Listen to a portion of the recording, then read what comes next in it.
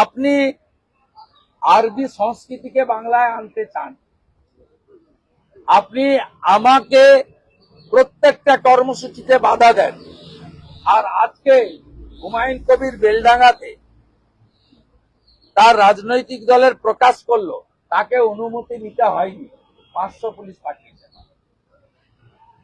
আপনি মা কালীকে প্রিজন ভ্যানে তোলেন আর বাবরের নামে ধর্মীয় প্রতিষ্ঠান গড়ার জন্য আপনি 1000 পুলিশ দাঁড় করান। আপনার মুখ থেকে সব কথা মানায় না।